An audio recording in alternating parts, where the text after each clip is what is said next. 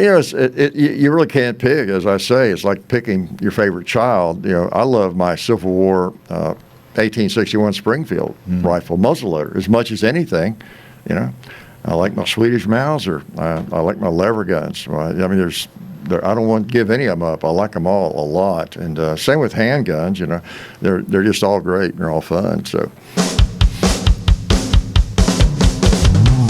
The award-winning Tennessee WildCast is on the air with the latest on hunting, fishing, boating, wildlife watching, and all things outdoors. Make welcome your host, drummer and outdoor expert novice, Jason Harmon. Hello, everybody, and welcome to this edition of Tennessee WildCast. I'm Jason, and I'm glad y'all are tuning in with us today. I've got a great show lined up. I'm so excited to have Mr. Hickok45. If you follow him on YouTube, you know who he is, and it's going to be a fun show. Talking about shooting today, Don. Exactly. If you've ever Googled, or not Googled, but searched for anything on YouTube about guns, no doubt you've met Hickok45. You know what I call somebody with 6.45 subscribers to their channel? What's that? Sir.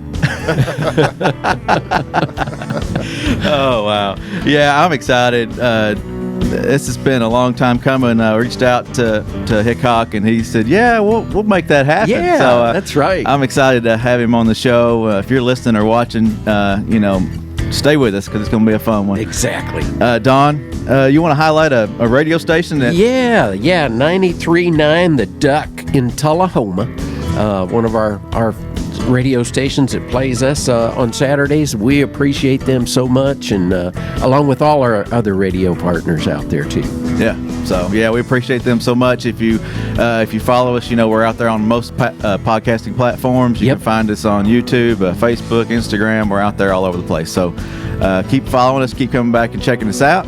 And let's get started. I'm excited. We're going to run out of time if we don't get started now. But Mr. Hickok45 is with us today. Thanks for coming. Glad to be here. Yeah, I've been watching your stuff for a while now on YouTube. I started shopping for a handgun one day and searched in, started looking, and you popped up, and I watched almost every video, I think, on the handguns that you were demoing that day. But, since that time, it's a great resource for folks to go to and check out. But educate us a little bit about yourself. Tell us about yourself, your background. I know you're an educator. You're an educator on YouTube for sure. And I don't know about that. We have a lot of fun. Hopefully there's a little bit of education involved. I grew up in Kentucky and was able to start shooting pretty early on, off and on. And father had a 50-acre farm, and we'd get out and shoot. And awesome. It was really, really nice. I got the bug at that time. And then, of course, you get involved in school and high school and sports and everything, and I didn't have the opportunities as much a little bit later. We moved back to a more congested area for a while. But when I got out of college, that's when it really hit. I'm free now, and I've got a little money, and I got into the hobby in a bigger way because I had the bug. I've always had the bug to shoot, and so I picked up 357 Magnum, a 45 Colt. There was a Ruger Blackhawk, and I just loved it. And of course, I always with the 22 long rifle, but I always had a yen for a big bore. Yeah. I mean, I watched those Westerns growing up, and Roy Rogers and John Wayne and everybody. They had a 45, and that's what I wanted, and I got one and started shooting. Awesome. Yeah, so right out of college is kind of when the bug hit and the love happened. Yeah, I couldn't afford to shoot as much. I could barely, afford the gun. In fact, I bought the Blackhawk. That was my last semester or quarter of college, a little money I had, kind of a windfall from something, and I bought. I didn't even know. I went into a gun shop in Clarksville, Tennessee. I said, I'd like to look at Colt 45s, and of course, typical gun shop owner. Sometimes at the time, he was really a little bit impatient with me because I didn't know. I thought, but like a Colt 45's a Colt 45.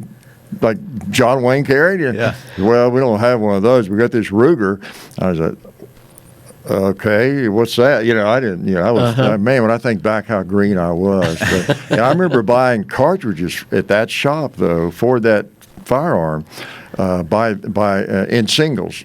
at that time you could buy like 2 cartridges. They'd have a box that was open, and it was, I don't know what it was, 3 cents a round or nickel a round or something. Yeah. And I would buy like 10 or 20 rounds as I could afford it, because I wasn't quite even out of school yet when I got that. Yeah, so. and then one for your pocket, right? Yeah, one for my pocket, my Barney bullet. That's right. Talking about being green, I think that's the way I felt when I first started shopping, until I watched some of your stuff, and start learning about the different calibers and different rounds and the things that there's a lot of information out there to learn.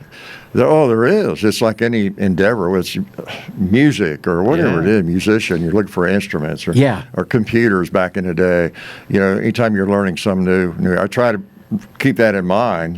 Talk to people who are a novice. They don't know anything, maybe. Right. And we try to do some basics videos too. And I try not to talk down to anybody, even though I'm 6'8". But in the video, I do probably forget sometimes when I just mention something, because I'll see it in a comment. Someone will say, "Well, that's all well and good, but what caliber is that gun?" It's and maybe it's a Glock 17 or something. It just comes in. It is a 9mm. All Glock 70s are 9mm. Yeah. You don't think about it. Right. People don't know. Or you may even hold up the cartridge and show them up close. There's something about it, and there's something obvious you just didn't mention. I'll have to say, though, that you do a great job of covering the gamut of education on your videos. You do a great job. I try to. So the novice, like you said, that is just kind of tuning in for the first time, and not knowing much. They're going to get something out of it, as well as the experts too. So I hope so. I kind of assume no knowledge when we're doing, especially basics videos on something, but really educational video. If we're reviewing a firearm, like a new SIG that comes out or something, maybe not as much. But I try to keep that in mind. I taught 7th grade for a long time. And you have to talk really slow and get their attention, sometimes. So that helps, I think. And plus, I'm probably middle age of a 7th grader, maybe a 5th grader myself. But it's a lot of fun. John and I have a great time, doing it. And think about it, it's a dream come true in a lot of ways. You have a hobby your whole life, and then maybe say it's golf, for example. You're the guy or the gal that's always trying to get out to play that golf course on the weekend, and never enough time to play golf and everything. And then someone taps them on the shoulder when they're like 60 years old or so and says, "Hey, you really like golf, don't you? Guess what we're going to do? We're going to buy you a golf course and give you all the range time you want, and just let you play golf for a living now," or something. We might roll a little film on it, but that's kind of what happens. Share your experience. You get to shoot for a living. Yeah. Oh man, that's great. Yeah. So, kind of jump back a little bit. 2007, you said this kind of when this took off. You tell us how that took. I mean, what was It's when we started. Yeah. How did all that really take off, and what was the gun that started it? Well, I'll try to be brief as possible. John was in college at the time, and I had done, as I was teaching the novel Shane, I had done some things at my range there for my students. I showed them what a .45 Colt really looked like and how it worked and how it sounded and all that. And I brought that in, of course, digitally, on video to them. I sent a copy to John. He said, "Dad, you should do something like this for YouTube. There's not much on YouTube at all." That was early days, Yeah. So we messed around and did something with Glocks. Just showing, this is a Glock 19. Here's how it comes apart. Or a couple of things like that. And it just for fun. There was so different from the way people get into YouTube now or doing things. They're saying, wow, there's an option as a career or to have some additional income, And I'd probably be doing the same thing if I was starting today and thinking about it. But at that time, I didn't know there was anything like that there was any money to be made, like from ads or anything. We just thought it'd be fun and cool to put some things on YouTube and show some other people, and to sound altruistic. I've been messing with firearms my whole life, and give a little back, maybe help some other people, too. As a part of it, I know a little bit about it, and I can share what I do know. And so that's really how it got going, and it wasn't with any particular one gun that got it started, other than the Glock or those Western guns for the Shane video. And then we were just surprised that anybody wanted to watch them, really, and get some views. And wow, 1,000 people watched this. We were amazed, and then the comments indicated people kind of liked it, even though we didn't know how to edit video. I think in the first couple of videos, it shows me reaching around, turning the camera on. Even you didn't know how to edit. Yeah. Turns out that was a good thing because we still don't. Yeah. Well, it shows the honesty and the transparency and it's just, can't hide much. Yeah, just you out there and doing what you love. Say something stupid, it's in there. And the thing about that is, if you misspeak at all, fortunately, in all the videos, there's not too many cases of that where it's like horrible. Why did I do that? If it's too bad, you can just not post it, of course, or take it down. Mm-hmm. But if you said something that was a little off or whatever, a video I did in 2011 or 10 or 9, today somebody's looking at it right now as we speak, and they're probably typing a comment. Hickok, that didn't make sense. So you live with it forever. Yeah, I'm sure the comments are crazy to keep up with. Oh man, you can't really. Not on. We got, I guess, 2,500 or 3,000 videos, whatever it is now. So. Wow. Well, one thing I was kind of surprised about is that you're the only range I know that allows pot smoking that I've seen. That's right. It's just like being in Las Vegas, isn't it? I love that comment when he says that. We're going to do a little pot smoking. Let's do a little pot smoking. So those folks that are listening and watching, explain what pot smoking is. Well, you just decided one day that the clay pots were a nice target. Heck yeah, they blow all the pieces. It's not really smoke, I guess, technically. It was dust. Yeah. But smoke sounds better. Yeah. And they make nice targets. Yeah. We kind of pioneered some of those targets from early on. I've always liked reactionary targets. That's why I got shooting steel early on and enjoyed that. And more so than paper. Mm-hmm. And so the 2 liters, I'm not sure anybody shot 2 liters before we started doing that. And then, of course, the pots. I don't know if anybody else does that or not. But just things that get a reaction. That's the fun part of shooting, if you can do that. I hear from a lot of people that wish they could take a tin can to their shooting range, but most ranges you can't do that for obvious reasons. It's kind of like it takes you back to that 11-year-old. Yeah, we were talking earlier about starting off as a kid and taking that 22 out and having a pocket full of ammo and just tin cans, whatever that you could shoot. Don't you wish every 10 or 11-year-old could do that? Oh today? Man, I know it. Well, let's say most. Maybe not everyone. Let's talk about shooting ranges for a minute. I mean, I love shooting steel plates. That's fun. I mean, you hear the reaction of the target. You hit it. And all that. We talked about the pots. What about the bowling pins? Those are fun. Oh yeah. That's another good target. Yeah, exactly. And I've been shooting those for a long time. I actually competed in a couple or 3 bowling pin matches back 80s when those were popular. They're still doing them somewhere probably. Somewhere it was at Michigan where I know Masa Yube and others started. Maybe Bill Wilson might have been in on that, but that was a big deal. I probably saw a video on that made me think more about it and then got into it a little bit. You got like a local indoor range would do those occasionally because it's not that hard to set up some tables and bowling pins. And every Tuesday night, kind of like a bowling league, of all things, but a better bowling league. Those last very long. You get a couple of rounds out of those? Yeah, they're pretty durable. Yeah. Depends on what you hit them with. If you shoot them with a lot of 45-70, they won't last as long. But they're really tough. Oh man, I mean, obviously, we all know bowling pins are tough. They take a beating. What gets them first usually is the weather.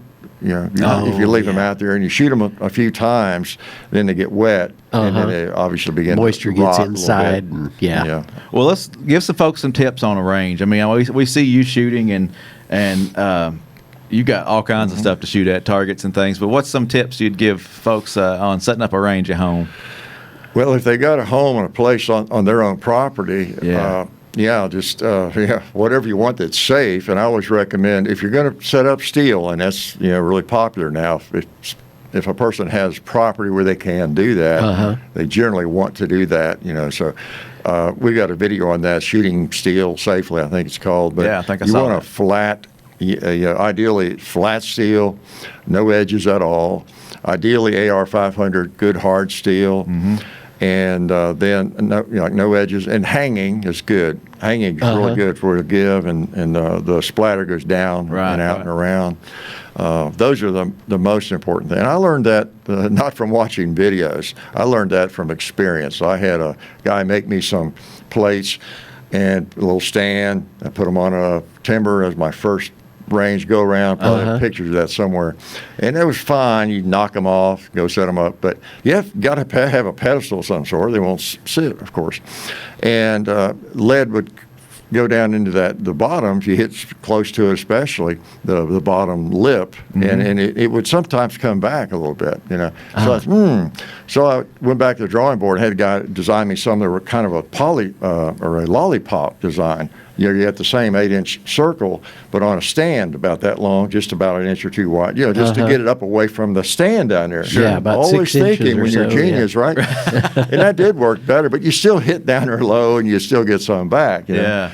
So then I had a friend of mine who was a welder to make me that plate rack where they're just swinging, and that just eliminates all of that almost. You know? I know some of the cowboy shooting and target shooting at ranges; those are tilted, right? Kind of got a slant to them. Kind of tilted down. Shoots it yeah, down, they may not be slinging or swinging. They're not necessarily loose, but they're angled, you know, backwards just a bit, maybe. The top and they toward shoot the that shooter. stuff close. You ever been to a cowboy match? I've seen a couple, yeah. I mean, they shoot a cow, you know, a big piece of steel out here that wall sometimes. I think in USPSA, the rule used to be at least, I think, 11 yards, that you need to have your closest steel 11 yards away. Gotcha. Cowboy action shooting, I think they a little closer sometimes. But it's big, flat, and, you know, it's lead bullets. And, you know. Yeah. My wife and I got to go do that for a weekend in Fredericksburg, Texas, back quite a few years ago now. But man, we had a ball. It was so much fun. It is fun. That's what got me into it. Well, you know, the other thing on the range, I probably didn't answer your question thoroughly. I think if you have to go somewhere to shoot, maybe you got an uncle or a relative that has some land you can shoot on. Probably can't do this at a formal shooting range, but you can get a couple of those plates, or 3 or 4 of them, just with a hole in them, like I have, and they're all over the web. You can find that stuff in AR-500 steel, and get you some of the plant hangers like I have, shepherd's hooks. And you can throw those in the trunk, really, and go stick them in the ground and have a big blast shooting steel. Like pretty easy to set up. And there's some other companies now. The targets there's just a wide array of targets available like that are designed to be carried in your truck or trunk and set up to shoot at. And then all the animals, different shapes and sizes. Or just get some bowling pins or whatever. Yeah. Well, we've talked a little bit about. Well, we didn't really touch on safety. Well, a little bit of safety on the angle of the target, but you know, ear protection, eye protection, obviously. Yeah, you always want that. Always want that. Yeah. So save the ears and save the eyes and take the whole family out there. Have fun with it. And good for you on the safety part too, because you know, in all the videos I've watched of yours, that you know, safety is always right up there at the top. Really focus on that. So important. And there's a couple of places where I might have goofed a little bit, you know, on like maybe my finger was on a tree. It's just out of 3,000 videos, but it's really rare. I think really rare. And the other thing some people don't realize, when you're doing a video, like if say I'm shooting in this direction, there's the range, and normally you don't turn around with the firearm. Right. You know, if you're at a range, even your own, there's no reason to be pointing in any direction. Right. It's the target's Exactly. Exactly. But the camera's back here, you know, and so I'm talking to the camera and I want to show. So I some of that is just part of the show, to show the gun, you know, but, you know, or holding it and pointing it up that way, which you wouldn't normally do. I mean, people have a heart attack and be diving if you're starting to point your gun all around. Right. At a range. You know. But we try to, exercise or demonstrate safety in an extreme manner, you know, for viewers. I think you do a great job for sure. Well, let's jump into handguns. Find that perfect handgun, whether it's for carry or for target shooting.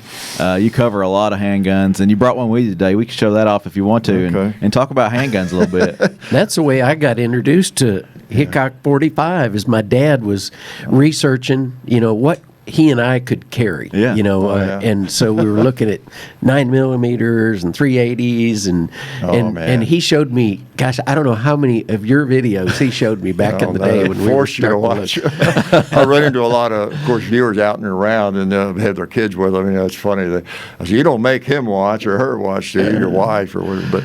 But I just brought this. See, this is my one of my favorite guns, and people who watch your videos know we've checked it once. We'll check it again. Yes, it's sir. very clear. But it's a .45 Colt. And this was my Davy Colt, one of my Davy Colts. I just brought that along as a prop. And I guess this would be an example of picking out a gun that you just enjoy shooting. Yeah. You're probably not going just like as a concealed. It's a lot to carry, yeah. You could, but there's so many guns out there that are just great that it's tough to nail it down. I always recommend people get to a good range, rental range. There's so many indoor ranges they specialize. That's in that right. now. Yeah. And it costs a little money, but rent those firearms. Narrow down as much as possible. Maybe before that, this is my price range. Sure. My buddy's got a Sig P365 or a Glock 43X or whatever it is, and I sort of like the feel of it. Normally, people are going to have a little bit of an idea, maybe, or a J. Frame Smith, or whatever it might be, and try to rent that thing and shoot it, because that's just so valuable, as anybody who has shot knows. Yeah. And you might be really surprised by, wow, I thought I liked that. It felt good in my buddy's garage, but I don't like the recoil. Right. The trigger's horrible. Yeah, the It's trigger's a Glock.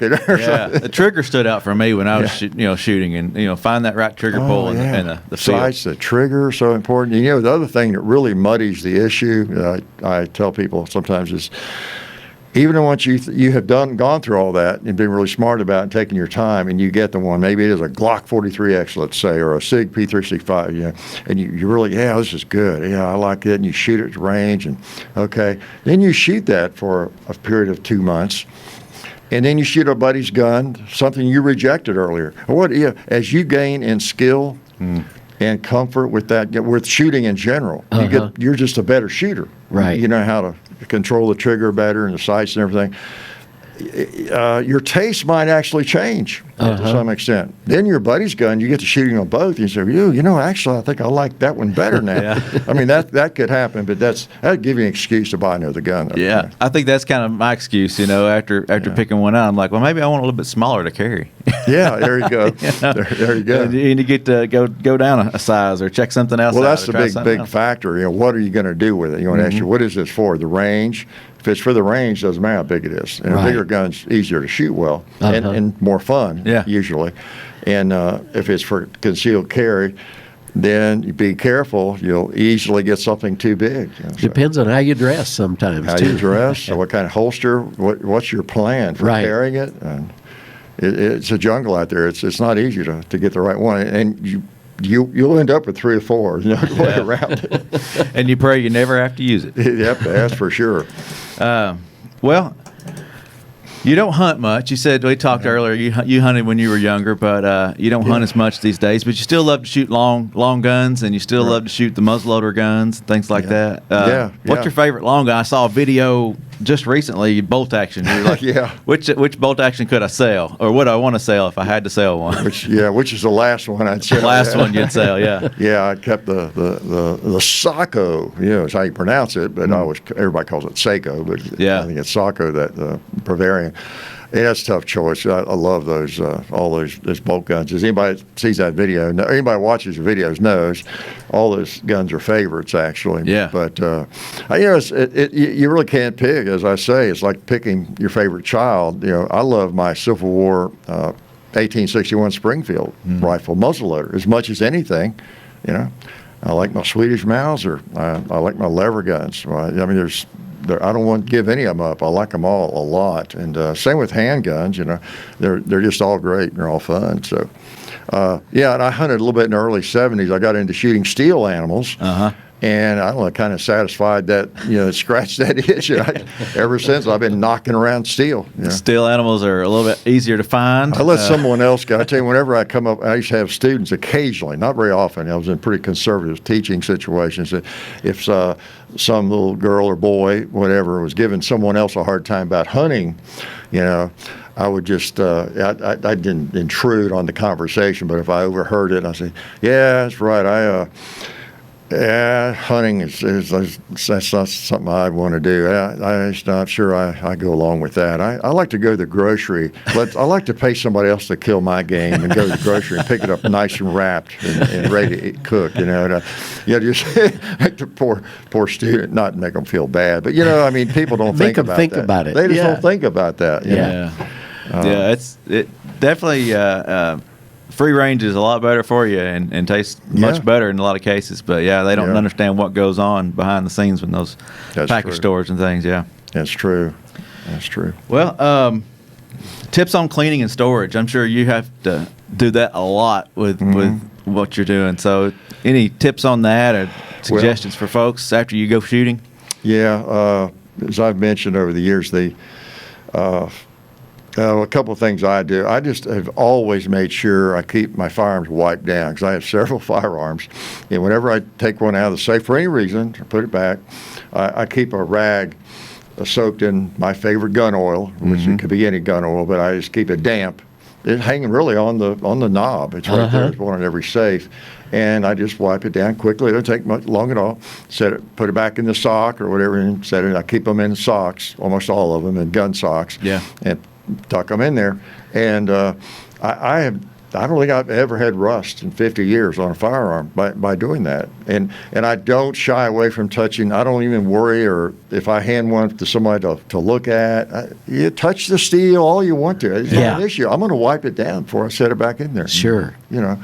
And so that's a biggie right there. And then and I like the gun socks. I've heard people say they've had them in a sock for a long time and pull it out and it was rusting or something. And I've never experienced that, but I'll take their word for it. They did.